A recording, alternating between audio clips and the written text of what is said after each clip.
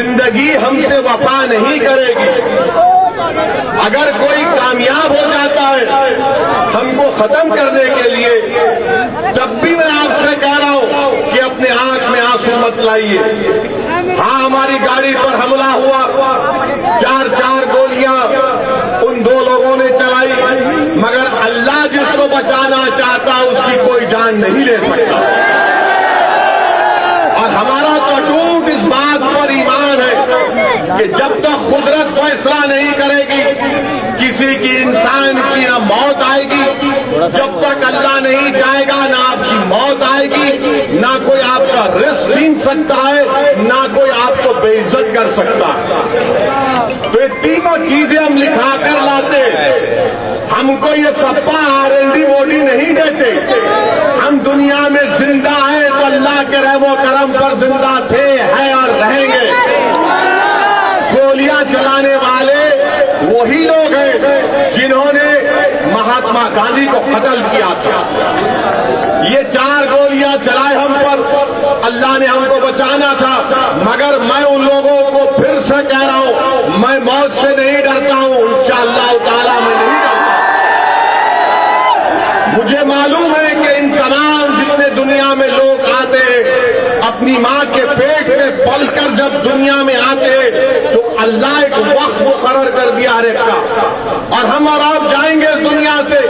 मगर याद रखो, मैं मौत से नहीं डरता, ना मैं कत्ल करने वालों से डरता हूं, ना तुम्हारी गोलियां मेरी आवाज को दबा सकेंगी, ना तुम्हारी ताकत मुझे तुम्हारे ताल्लुक से डर में खौफ पैदा कर सकेगी। मुझ पर गोलियां क्यों चलाई गई? क्योंकि मैं बीजेपी की आंख में आंख डालकर आप गरीब मजलूम अवाम के हक की बात करता हूं।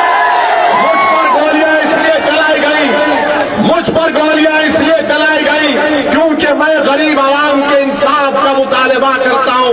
मुझ पर गोलियां इसलिए भी चलाई जाएंगी क्योंकि मैं हिस्सेदारी की बात करता हूं। मैं संविधान के दायरे में रहकर जब ये बात करता हूं तो इन जालिमों को पसंद नहीं आता। ये नादान, ये बुज़दिल ये समझते हैं कि ओवैसी की जबान को खत्म कर दिया जाएगा गोलियों से। अरे तुम्हारे में दम है तो मारो गोली। मगर अल्लाह ने फैसला किया कि तुम्हारी गोली से मेरी मौत होगी, तो मैं आपसे कह रहा हूं, आप अपने हर बच्चे को, अपनी बेटी को मुझसे ज्यादा काबिल बनाना। अगर एक ओवैसी मरेगा तो तुमको मैं वसीयत करता हूं कि लाखों में तुमको मुझसे ज्यादा ओवैसियों को पैदा करना।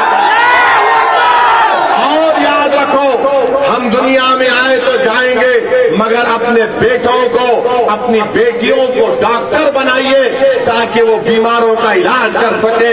अपने औलाद को जर्नलिस्ट बनाइए ताकि वो जालिम हुक्मरानों से बेबाकी से सवाल कर सके। आप अपनी औलाद को सियासतदान बनाइए, विधायक बनाइए, सांसद बनाइए, जिला परिषद में लेकर जाइए, चेयरमैन बनाइए, लड़िए। याद रखिए, जो ये चिड़िया होती है ना, जो आसमानों में उड़ती है, क्या वो अपने घोंसले में उड़ती है या बाहर निकल कर उड़ती है? जो चिड़िया घोंसले में उड़ती है, बाहर उड़ती है, तो क्या तुम सिर्फ अपने घोंसले में उसके बनाए हुए घर में रहोगे या आजाद परिंदे की तरह रहोगे? अपने ख्वाबों को पूरा करो। याद रखो, तुमको डरने की ये जरूरत नहीं है, डरने और घबराने की जरूरत नहीं है। अल्लाह हमारे लिए काफी है, अल्लाह हमारे लिए काफी है। मेरे अजीज दोस्तों और बुजुर्गों, मैं आपको जज्बात में लाने के लिए नहीं कह रहा हूं, मैं आपसे ये भी नहीं कह रहा हूं कि मेरे हाल पर तरस खाकर तुम मंजलिस के हक में वोट का इस्तेमाल करो। मैं अल्लाह जानता है, मैं दिल की बात